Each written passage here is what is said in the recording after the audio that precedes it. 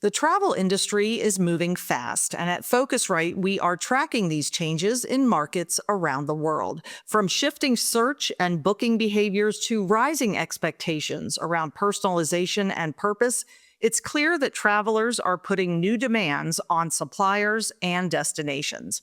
That means the pressure is on for travel marketers not just to keep up, but to lead. And savvy marketers know that success depends on using data wisely, transforming numbers into actionable intelligence. This video series from our partner Zartico breaks down key trends and offers practical tips to keep your marketing sharp, relevant, and ready for what's next.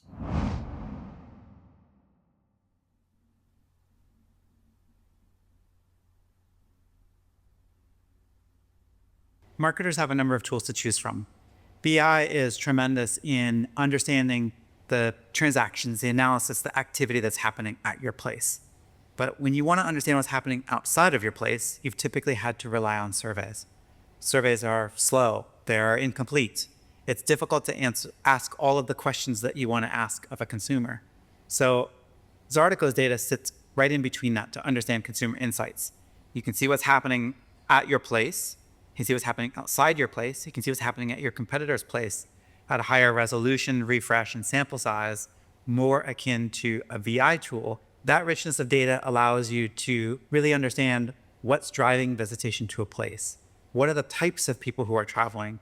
What might be encouraging somebody to visit a different destination? So those translate specifically into market opportunities, product opportunities, creative and behavioral targeting opportunities, as well as competitive understanding. You might think you're competing against another destination, but when you actually look at the visitation, you might find that you're attracting totally different customers.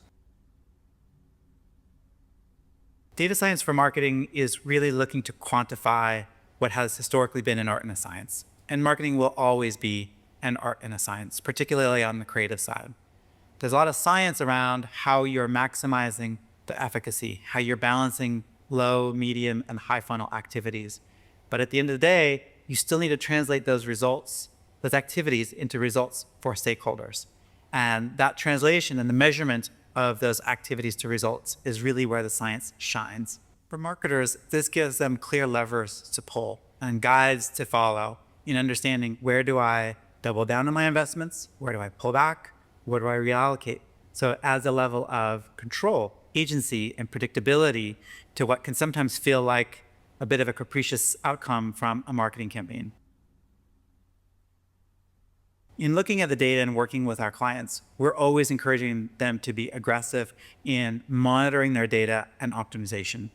That can look for things like outright waste of ads being served in markets of places who will never visit your destination. It can also be too many ads that are served with the wrong targeting. These things happen. It's a complex ecosystem of marketing activities. So those you can be vigilant for. You can also start to monitor the trends and see, am I seeing a rise in the campaign performance that I would expect to see as a campaign matures, or is it staying flat? And if it's staying flat, it's probably time to pull and reallocate dollars to something that's performing more effectively. The ability to see cross different components of the marketing funnel, compare vendor A to vendor B, market C to market D, allows you to really take an apples to apples view and quickly, easily, and efficiently take command of your marketing investment. For any marketer, they have a fixed budget. Whether they're large, whether they're small, they have a fixed budget.